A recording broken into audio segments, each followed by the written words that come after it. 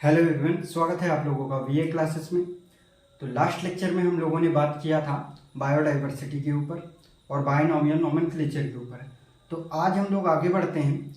आज के लेक्चर में आगे बढ़ने से पहले हम लोग बायनॉमियल नोमेनक्लेचर के कुछ एग्जांपल लेते हैं और उनको देखते हैं और सारे रूल्स अप्लाई करते हैं। फिर इसके बाद हम लोग टेक्सोनॉमी की तरफ बढ़ते हैं। तो बायनॉमियल नोमेनक्लेचर में आपका एक एग्जाम्पल लेते हैं हम लोग लायन का लेते हैं। लायन का जो बायोलॉजिकल नेम होता है वो होता है पैंथेरा लियो। ठीक है, पैंथेरा लियो। अब यहां पे हम लोग जो अप्लाई करते हैं कि जो नेम होता है बायोलॉजिकल नेम वो दो वर्ड में होता है। ये जीनस हो गया आपका, ये हो गया आपका स्पीसीज। और इसके बाद जीनस का फर्स्ट लेटर आपका कैपिटल होता है और स्पीसीज का फर्स्ट लेटर आपका स्मॉल होता है। और ये अगर हैंड रिटन है तो सेपरेटली अंडरलाइन किया जाएगा। ठीक है, तो ये हो गया आपका लायन का। अब इसके बाद हम लोग लेते हैं कैट का। किसका लेंगे? कैट का। कैट का क्या होता है? Felis domestica. फेलिस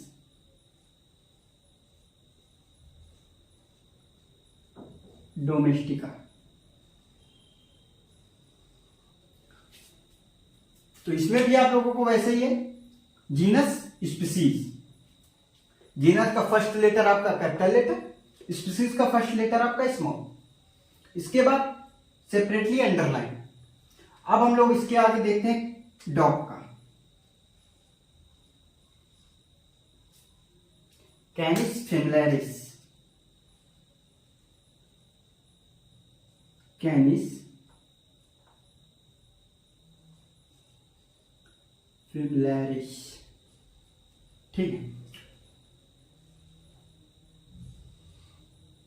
ये आपका स्मॉल है। ठीक है, genus species first letter capital letter second, और जीनस का फर्स्ट लेटर आपका कैपिटल लेटर, स्पीसीज का जो फर्स्ट लेटर था वो आपका स्मॉल लेटर, सेपरेटली अंडरलाइन। अब हम लोग अगला वीट का लेते हैं। वीट का क्या होता है आपका? ट्रिटिकम एस्टाइगोम।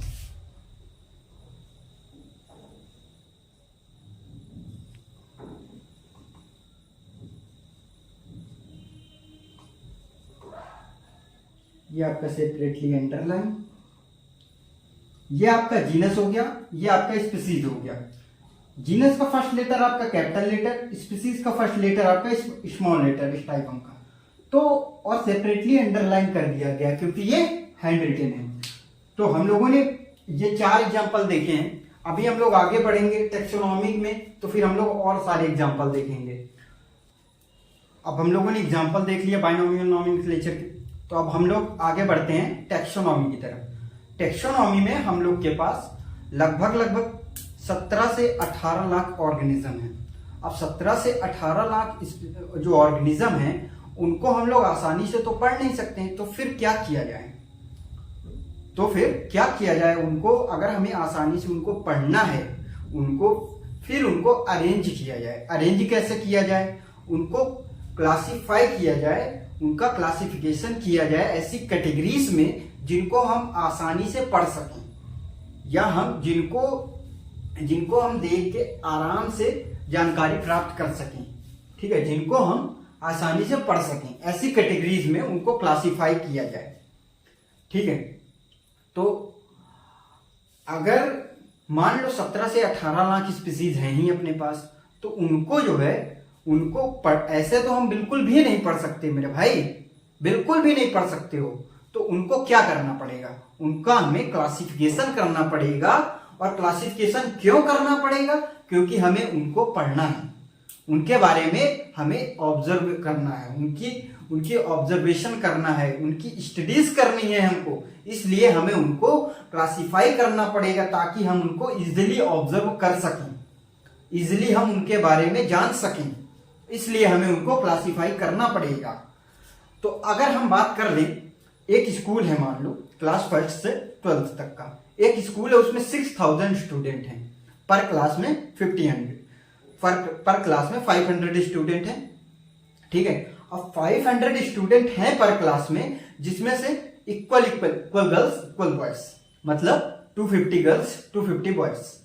अब उनको छोड़ दिया गया मैदान में, हम बुलाएं आपको, आइए आपको जाना है वहां से और क्लास 10th का एक बच्चा पकड़ के लाइए मेरे पास। आपको ये बिल्कुल नहीं पता कौन सा बच्चा कौन से क्लास का है, आपको ये इस चीज की बिल्कुल भी जानकारी नहीं है। अब वो सारे मैदान में दौड़ रहे हैं, ठीक है, तो ये आपके लिए बहुत मुश्किल होगा, मुश्किल ही नहीं, ये नामुमकिन सा एकदम हो जाएगा आपके लिए कि आप कोई लड़का वहां से पकड़ के ले आए, कोई बच्चा आप वहां से पकड़ के ले आए क्लास 10th का। आप मान लीजिए रैंडमली किसी को पकड़ के ले आए, वो क्या मालूम क्लास 8th का निकल जाए, क्या मालूम वो क्लास 12th का निकल जाए, तो आप बड़ी दुविधा में, आप एकदम कंफ्यूज, आप तुरंत आए हमारे पास, भैया कोई भी ऐसा समझ में नहीं आ रहा है, मिल नहीं रहा है कोई लड़का, समझ ही नहीं आ रहा है, इतने लड़के हैं, इसमें 6000 स्टूडेंट हैं, सारे के सारे एक साथ है फील्ड में, समझ ही नहीं आ रहा है इसमें से कौन सा 10th का है, कौन सा 12th का है, कौन सा क्लास 8th का है। फिर हम गए, हमने क्या किया कि गर्ल्स और बॉयज की अलग अलग लाइन बनवाई और उनको हाइट वाइज अरेंज कर दिया, क्लास वाइज और उनको हाइट वाइज, मतलब फर्स्ट क्लास की गर्ल्स, फर्स्ट क्लास के बॉय, सेकंड क्लास की गर्ल्स, सेकंड क्लास के बॉयज, थर्ड क्लास की गर्ल्स, फिर बॉयज, मतलब ऐसे ही उनको हमने उनकी लाइन लगवा दी और हाइट वाइज लगवाई, पहले उससे छोटा, फिर उससे बड़ा, फिर उससे बड़ा, फिर उससे बड़ा, फिर उससे बड़ा, और हाइट वाइज उनकी लाइन लगवा दिया हमने। फिर इसके बाद आपसे हमने बोला, फिर हमने आपसे बोला, आपको एक कंडीशन भी दे दी। फिर हमने कंडीशन क्या दी, हमने कहा एक स्टूडेंट पकड़ के लाओ क्लास 10th का, क्लास 10th का एक स्टूडेंट पकड़ के लाओ, वो भी सबसे लंबा हाइट में, जिसकी हाइट लंबी हो, उसको आप पकड़ के लाओ और आपके पास 2 मिनट का टाइम है। आपको क्या था, हमने लाइन में अरेंज कर ही दिया था सबको, और वो भी हाइट वाइज किया था अरेंज, तो आप तुरंत क्लास 10th के बॉयज की लाइन में गए, सबसे पीछे वाले लड़के गर्दन पकड़ी पीछे से ले आए मेरे पास, ये रहा भैया। तो कितनी आसानी से हमने उन 6000 लड़कों की भीड़ में, 6000 लड़कों की भीड़ में उनको आराम से उनका अरेंजमेंट करके, उनका क्लासिफिकेशन करके, उनको हमने आराम से उनका अरेंजमेंट किया, उनका क्लासिफिकेशन कर दिया, class 1st, 2nd, 3rd, 4th, 5th, 6th, 7th, 8th, 9th, 10th, 11th, 12th, पूरा 12th तक में उनको क्लासिफिकेशन कर दिया, उनको क्लासिफाई कर दिया, उनकी लाइन लगवा दिया, उनकी जो है हमने लाइन लगवा दिया, और वो भी हाइट वाइज लाइन लगवाया कि आगे सबसे छोटा होगा, बीच में उससे बड़ा हो, फिर उससे बड़ा, पीछे सबसे ज्यादा हाइट वाला लड़का होगा। और फिर हमने आपको 2 मिनट का टाइम दिया, आप 2 मिनट के पहले ही उसको पकड़ के मेरे सामने खड़े कर दिए। तो ये कितना आसान हो गया हमारे और आपके लिए। ऐसे ही अगर हम बात करें, 17 से 18 लाख स्पीसीज हैं, 17 से 18 लाख टाइप की अलग अलग ऑर्गेनिज्म है, उनको हम आपके आगे सामने फेंक दें, सबको आपके सामने पड़े हैं, और अगर हम उनमें से आपसे कुछ भी बोलें, उनमें हम इजीली ऑब्जर्व कर ही नहीं पाएंगे कौन सा स्पीसीज किससे रिलेटेड है, कौन सा स्पीसीज किससे रिलेटेड है, क्या उनमें कनेक्शन हो सकते हैं, ये हम बिल्कुल भी ऑब्जर्व कर ही नहीं पाएंगे इतने सारी स्पीसीज को देख के। तो इसके लिए हमें क्या करना पड़ेगा, उनका क्लासिफिकेशन करना पड़ेगा। क्लासिफिकेशन क्यों करना पड़ेगा, ये तो आपको समझ में आ गया ना, कि हमें उनको स्टडी करना है, उनको ऑब्जर्व करना है, एक दूसरे से वो कैसे कनेक्टेड है इसके बारे में हमें जानना है, तो उसके लिए हमें क्लासिफाई करना पड़ेगा, ठीक है, उसके लिए हमें उनको क्लासिफाई करना पड़ेगा। तो अब क्लासिफाई जब हम उनको करेंगे, वो डिपेंडिंग अपॉन उनके साइज, उनका साइज क्या है, उनकी हाइट क्या है, समझ लो, डिपेंडिंग अपॉन उनका साइज क्या है, उनकी हाइट क्या है, ये सारी चीजें मैटर करेंगी क्लासिफाई करने के लिए। डिपेंडिंग अपॉन उनका साइज, डिपेंडिंग अपॉन उनका हाइट, उनका जेंडर, उनकी क्लास, मतलब उनका जेंडर भी हमें ऑब्जर्व करना है, उनकी क्लास भी हमें ऑब्जर्व करनी है। फिर ये सारी चीजें ऑब्जर्व करने के बाद जो बेसिक कैरेक्टर्स हमें उनके मिलेंगे, उनके जो बेसिक्स करेक्टर हमें मिलेंगे कि कौन 4 पैर का है, कौन 2 पैर का है, ठीक है, किसके कान छोटे हैं, किसके कान बड़े हैं।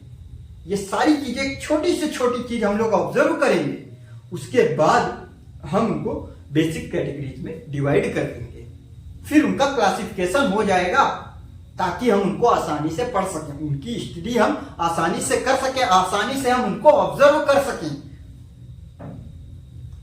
इसी के लिए इसी के लिए टैक्सोनॉमी आई ही है कि आराम से हम उनको क्लासिफाई कर सकें। तो अब हम लोग आगे बढ़ते हैं टैक्सोनॉमी में, उसकी कुछ पॉइंट है उनको लिखते हैं, फिर आगे बढ़ते हैं। तो अब हम लोग टैक्सोनॉमी में देखते हैं कुछ पॉइंट्स जो थे। अभी हम लोग टैक्सोनॉमी को हमने समझा, अब हम लोग ये देखते हैं टैक्सोनॉमी के कुछ पॉइंट्स थे, उनके बारे में अब हम बात करते हैं। अभी एक पॉइंट आपको हम और बता दें, टैक्सोनॉमी की हमें जरूरत क्यों पड़ी, ये तो आपने समझ ही लिया कि उन ऑर्गेनिज्म के बारे में जानने के लिए, उनको आसानी से हम ऑब्जर्व कर सकें, उनके बारे में हम पढ़ सकें। और सबसे बड़ी बात तो ये थी कि ह्यूमन जो है ना बहुत चालाक होते हैं। इन्होंने टैक्सोनॉमी जो किया था, टैक्सोनॉमी के आधार पर के बेस पे इन्होंने जो बांटा, उनका जो क्लासिफिकेशन किया ना, वो अपने ओन यूज के आधार पर किया था। अपनी क्या नीड थी, अपनी जो नीड थी उसके आधार पर उन्होंने किया था। तो अब हम लोग टैक्सोनॉमी के कुछ पॉइंट्स हैं उनके बारे में देखते हैं। तो सबसे पहला पॉइंट जो आएगा, साइंटिफिक नेम कैटेगरी का कोई भी होगा, कोई भी कैटेगरी है उसको हम लोग एक टैक्सोन बुला सकते हैं। It can also be called as, इसको हम लोग क्या बोल सकते हैं, यूनिट ऑफ क्लासिफिकेशन, रैंक या फिर ग्रुप। सबसे पहली बात, कोई भी कैटेगरी है तो हम उसको टैक्सोन बोल सकते हैं, उसको हम एक टैक्सोन बोल सकते हैं या फिर एक टैक्सा भी बोल सकते हैं। और यूनिट ऑफ क्लासिफिकेशन क्या होगी आपकी, रैंक या फिर ग्रुप, रैंक होगी या फिर ग्रुप होगी। अगर हम अब बात करें टैक्सोनॉमी की डिफिनेशन के बारे में, the classification of organism, organism का क्लासिफिकेशन करना डिफरेंट टैक्सा, टैक्सा मीन्स अभी हमने बताया आपको, टैक्सोन भी बोल सकते हैं और उनको हम टैक्सा भी बोल सकते हैं। ऑर्गेनिज्म का क्लासिफिकेशन करना डिफरेंट टैक्सा में, उसको हम बोलते हैं क्या, टैक्सोनॉमी बोलते हैं। और अगर हम बात करें मॉडर्न टैक्सोनॉमी के 5 स्तंभ के बारे में, मतलब उनके बेस के बारे में, हम लोग कैसे उनको बांटेंगे आपस में। तो अगर हम लोग उनके बेस के बारे में बात करते हैं तो सबसे पहले हम लोग क्या देखते हैं, कोई भी ऑर्गेनिज्म है तो सबसे पहले हम लोग उसको बाहर से देखते हैं, उसकी हम लोग क्या देखते हैं, मॉर्फोलॉजी देखते हैं। मॉर्फोलॉजी मतलब बाहर से, मॉर्फोलॉजी मतलब बाहर से। हम लोग सबसे पहले क्या देखते हैं, बाहर से उनको देखते हैं। तो सबसे पहले हम लोग देखते हैं क्या, मॉर्फोलॉजी हम लोग उसके बाद सबसे पहले देखते हैं। उसके बाद हम क्या देखते हैं, उनकी चीड़-फाड़ कर देते हैं। उसके बाद उनकी हम लोग क्या देखते हैं, एनाटॉमी, अंदर से वो कैसे हैं भाई। उसके सबसे पहले हमने किसी को देखा, बाहर से हमने देखा, बाहर से वो कैसा है, उसके सारे कैरेक्टर्स हमने देख लिए। फिर इसके बाद हमने उसकी एनाटॉमी देखी, उसकी चीड़-फाड़ करके अंदर से उसकी एनाटॉमी देखी। भाई ये स्वभाव वाला अंदर नहीं है मेरे भाई, स्वभाव उनके व्यवहार वाला अंदर नहीं है कि उनका बिहेवियर कैसा है आपके लिए, उनका दिल कैसा है, मन उनका कैसा है आपके लिए, वो वाला अंदर नहीं है। उनकी चीड़-फाड़ करके उनके अंदर देखना, चीड़ देना, उनको चीड़-फाड़ करके देखना। कोई पूछे क्या कर रहे हो, बोल देना तुम्हारे अंदर का सब देख रहे हैं, एनाटॉमी तुम्हारी देख रहे हैं, समझ लो। तो ये होती है उनकी, फिर उनको चीड़-फाड़ करके देखना, उनके अंदर को देखना। मतलब सबसे पहले क्या देखेंगे हम लोग, बाहर उनकी मॉर्फोलॉजी देखेंगे, फिर उनको चीड़-फाड़ करके उनकी एनाटॉमी देखेंगे, फिर उनका सेलुलर ऑर्गेनाइजेशन देखेंगे कि उनका सेलुलर ऑर्गेनाइजेशन क्या है, कैसा सिस्टम है उनके पास, सेलुलर लेवल का है कि उनके पास टिश्यू लेवल का सिस्टम है, कि पूरा कि जो है ऑर्गन लेवल का है, कि ऑर्गन सिस्टम है, कैसा उनका सेलुलर ऑर्गेनाइजेशन है, उसको हम लोग देखेंगे। और फिर इसके बाद हम लोग देखेंगे उनकी डेवलपमेंट प्रोसेस, उनकी डेवलपमेंट की प्रोसेस क्या है, उनकी डेवलपमेंट की प्रोसेस क्या है उसको देखेंगे। इसके बाद इनकी एक इकोलॉजिकल प्रोसेस क्या है उसके बारे में देखेंगे। मतलब वो 10 साल पहले या 20 साल पहले कैसे थे, आज वो कैसे हैं, आगे फिर वो कैसे रहेंगे, तो उनकी इकोलॉजिकल प्रोसेस भी हम लोग देखेंगे। सबसे पहले क्या हम देखेंगे, बाहर से देखेंगे, क्या देखेंगे, बाहर से उनको देखेंगे मॉर्फोलॉजी। फिर हम लोग क्या देखेंगे, अंदर से देखेंगे, क्या देखेंगे, एनाटॉमी। फिर उनका क्या देखेंगे, सेलुलर ऑर्गेनाइजेशन देखेंगे। ठीक है, सी बस लिख दो और समझ जाना भाई। ठीक है, फिर इसके बाद हम लोग देखेंगे उनकी डेवलपमेंट प्रोसेस। डी लिख दिया, समझ जाओ आप लोग। फिर इसके बाद हम लोग देखेंगे इकोलॉजिकल प्रोसेस। तो सबसे पहले इसका क्या हो गया, 5 स्तंभ का बेसिस ऑफ मॉडर्न टेक्सोनॉमी के जो 5 स्तंभ है उसका क्या हो गया फॉर्मूला, उसकी ट्रिक हो गई बाहर अंदर CDE।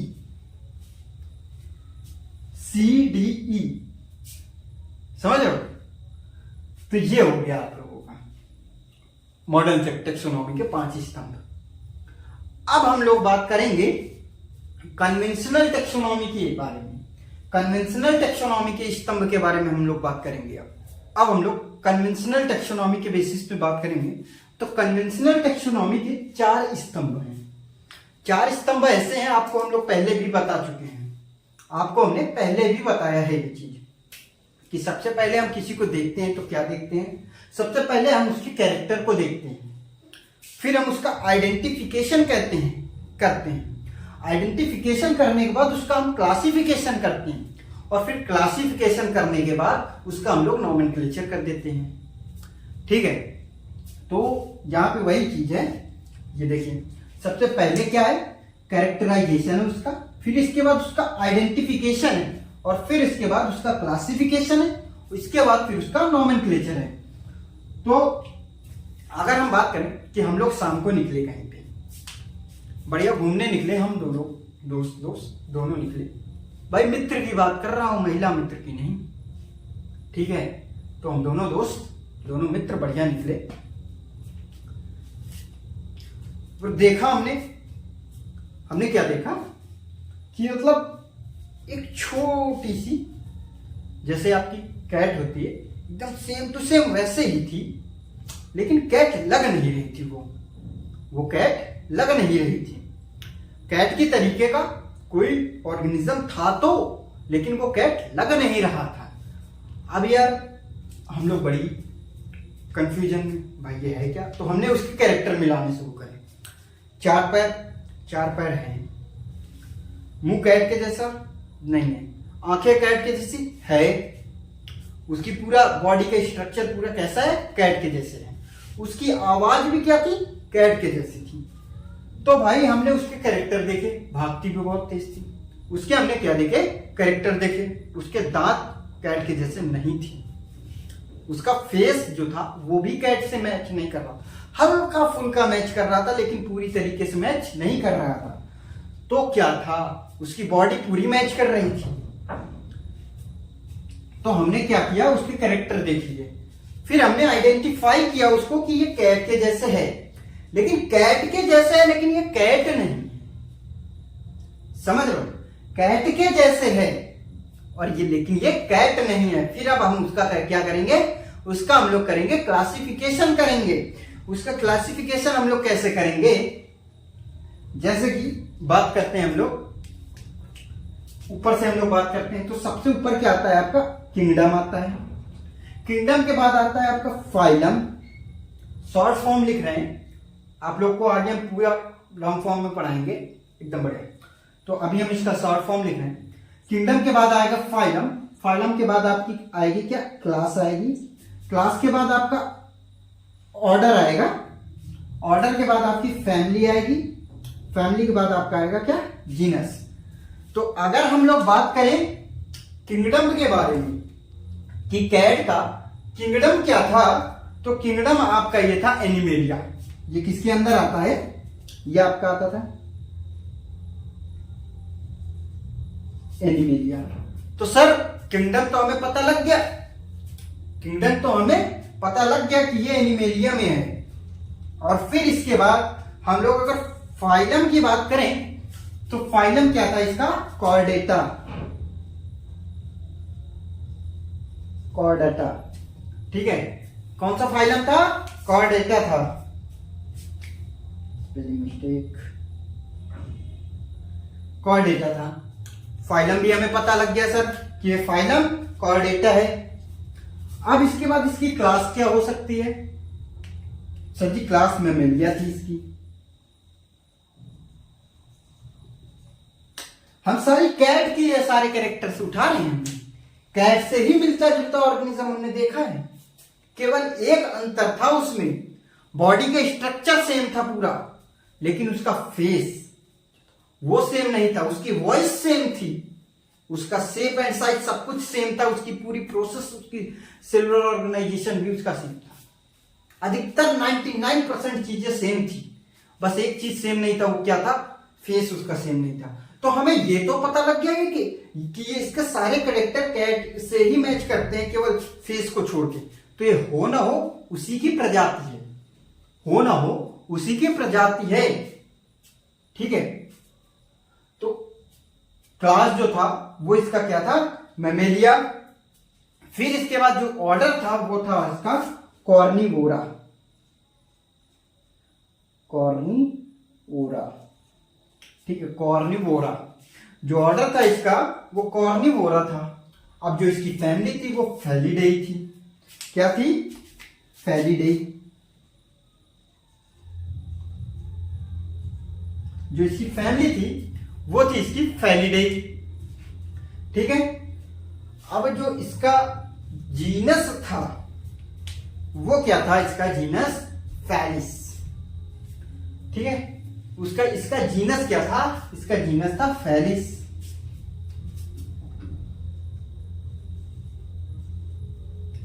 तो इसकी सर स्पीसीज क्या हुई? डोमेस्टिका।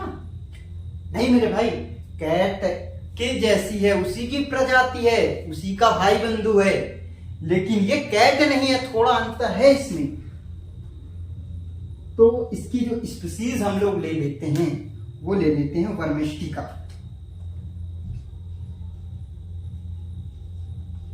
वर्मेस्टिका, ठीक है। ये एक हाइपोथेटिकल केस है, इसको आप लोग ये मत सोचिएगा कि ऐसा नीट में ये पूछेगा। ये हमने आपको केवल समझाने के लिए बताया है, एक हाइपोथेटिकल केस लेके, ठीक है। तो हमने उसका नाम रख दिया, वो कैट, वो क्या था? वो हमने देखा फैलिस वर्मेस्टिका की। अब मिलेगा नोबेल प्राइज। हमने एक बढ़िया स्पीसीज खोज दिया, एक स्पीसीज हमने डिस्कवर कर दी है। शकल देख लो। चलो आगे बढ़ते हैं अब हम लोग इसी में। अब हम लोग आगे बढ़ते हैं तो एक केस हम लोग लेते हैं होमो सेपियंस का। अब मतलब अपना ये एक एग्जांपल लेते हैं यहाँ पर, ठीक है। अपन सबका एक एग्जांपल लेते हैं तो इसको हम लोग आपको समझाते हैं। हमने एक होमो सेपियंस का एग्जांपल लिया और उसको हमने बांटा, उसका हमने क्लासिफिकेशन किया, kingdom, phylum, class, order, family, genus, species. Species के न, पहले तो नाम बताओ, होमो सेपियंस, ठीक है। तो होमो क्या होता है? वो जीनस हो गया, सेपियंस क्या थी? स्पीसीज, स्पीसीज हो गई। उनकी फैमिली क्या है? होमिनिडाई। फिर इसके बाद उनका ऑर्डर क्या है? प्राइमेटा। उनकी क्लास क्या है? मैमेलिया। फाइलम क्या है? कॉर्डेटा। और फिर इसके बाद उनका किंगडम क्या है? एनिमेलिया आया। तो अगर हम बात करें ये सारे के सारे डिफरेंट अपने अपने लेवल पे, ये सभी को हम क्या बोल सकते हैं? टेक्सा बोल सकते हैं, या इनको हम टेक्सॉन बोल सकते हैं। इनको हम टेक्सॉन बोल सकते हैं, या इनको हम रैंक भी बोल सकते हैं। जब पॉइंट्स लिखा रहे थे हम टैक्सोनॉमी, तो वहां पे हमने बात की थी, तो उसी को अभी हम समझा रहे हैं कि ये जो है स्पीसीज तो है, ये जीनस तो है, ये फैमिली तो है, ये क्लास तो है, वो ऑर्डर तो है, वो फाइलम तो है, वो किंगडम तो है, ठीक है। जैसे ये आपका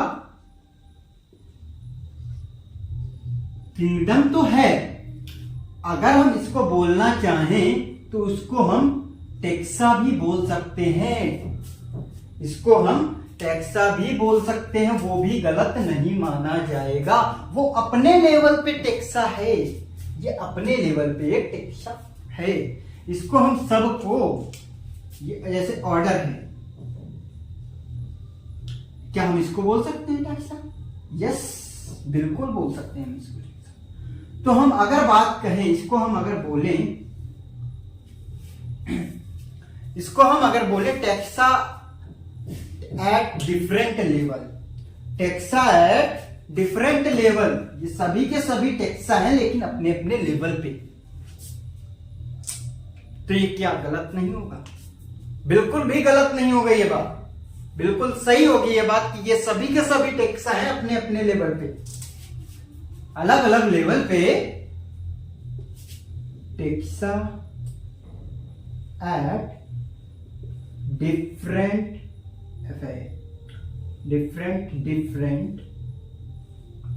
लेवल। ये बात बिल्कुल भी गलत नहीं होगी, टेक्सा एट डिफरेंट लेवल। यहां तक हम लोगों ने बात कर लिया। अब हम लोग आगे बढ़ते हैं इसी में सिस्टमेटिक की तरफ। अब हम बात करते हैं सिस्टमेटिक के ऊपर। अगर सिस्टमेटिक पे हम लोग आ गए हैं तो अब हम बात करते हैं सिस्टमेटिक पे। तो जो हम अपन है ना, बहुत कलाकार लोग हैं, मतलब बहुत ज्यादा, स्टार्टिंग से, अभी से नहीं, स्टार्टिंग से ही मतलब इतनी चुल होती है हम लोग के अंदर, इतना जानने के लिए उत्सुक होते हैं हम लोग, इतनी चुल होती है अंदर कि मतलब किसी भी हद तक हम लोग जा सकते हैं जानने के लिए। पॉजिटिवली लीजिए मेरी बातों को, ठीक है? तो हम हिम्मत जानने के लिए तो यार बहुत उत्सुक होते ही थे, मतलब बहुत ज्यादा इंटरेस्टेड थे जानने के लिए। भाई रिसर्च करते करते, ऑर्गेनिज्म के बारे में जानते जानते, उनके आपस के रिलेशनशिप के बारे में भी हम लोग जानने लग गए।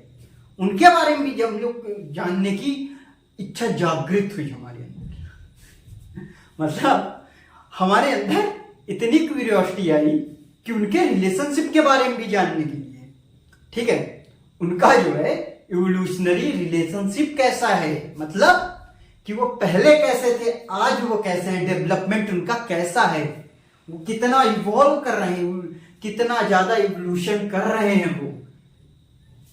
मैंने वो क्या बोला था, पॉजिटिवली लेना मैं जो बोल रहा हूं, ठीक है? तो उनका क्या था कि उनका इवोल्यूशनरी रिलेशनशिप क्या है, उसके बारे में भी जानने के लिए ह्यूमंस क्या किया, ह्यूमंस ने रिसर्च करना शुरू कर दिया। तो अगर हम कहें कि अपन तो बहुत जिज्ञासु हैं अपन पहले से ही, ठीक है, मतलब क्यूरियोसिटी हमारे अंदर भर भर के भरी है, कूट कूट के भरी हुई है, स्टार्टिंग से ही, आज नहीं, स्टार्टिंग से ही। तो इतने ज्यादा जिज्ञासु थे कि भाई हमने एक अलग ब्रांच ही बना ली भाई, सिस्टमैटिक की एक अलग ब्रॉडर ब्रांच है, ये बहुत बड़ी ब्रांच है, टेक्सोनॉमिक से मोर देन ब्रॉडर है। Systematic is more than broader to taxonomy. मतलब अगर हम कहें आसान भाषा में, systematic is broader than taxonomy. जो हमारी टेक्सोनॉमी है वो सिस्टमैटिक से बहुत छोटी है, और सिस्टमैटिक जो है बहुत बड़ी ब्रांच हो गई है बायोलॉजी की, ठीक है? तो सिस्टमैटिक जो वर्ड है ये आपका लैटिन से लिया गया है। लैटिन वर्ड क्या था? सिस्टमा। सिस्टमा था लैटिन वर्ड, और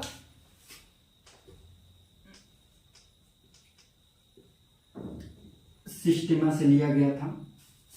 और अगर हम बात करें systematic means systematic arrangement,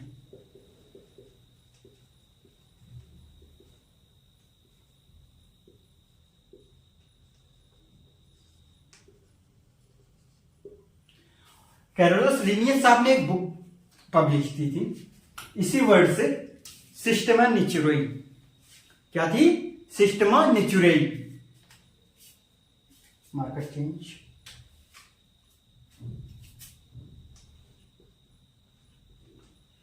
Systema Natural. किसने किया था पब्लिक? कैरोलस लिनियस साहब ने। कैरोलस लिनियस साहब की एक बुक है सिस्टेमा नेचुरली, सिस्टेमा नेचुरली। ठीक है, तो अगर हम बात करें सिस्टमैटिक में, तो इसमें क्या होता है आपका taxonomy plus evolutionary relationship, evolutionary relationship.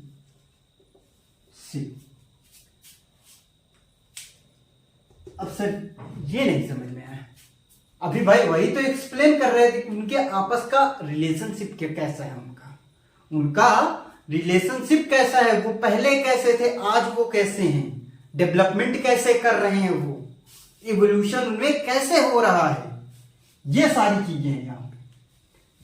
और टेक्सोनॉमी तो आपको पता ही है कि पहले कैसे होगा, पहले कैरेक्टराइजेशन, फिर क्या होगा आइडेंटिफिकेशन, फिर क्या होगा क्लासिफिकेशन, और फिर क्या होगा नॉमेनक्लेचर। ये हो गया आपका systematic equal to taxonomy plus उनका इवोल्यूशनरी रिलेशनशिप या फिर फाइलोजेनेटिक रिलेशनशिप। ठीक है, और अब हम लोग नेक्स्ट लेक्चर में बात करेंगे, आगे की सारी बातें हम लोग नेक्स्ट लेक्चर में करेंगे। क्लास, फाइलम, किंगडम, इन सब के बारे में हम लोग, टेक्सोनॉमिक हायरार्की के बारे में हम लोग वहीं पे डिस्कस करेंगे। तो आज की बातें यहीं तक करते हैं, बाकी बातें नेक्स्ट लेक्चर में करते हैं। तब तक के लिए थैंक यू, धन्यवाद।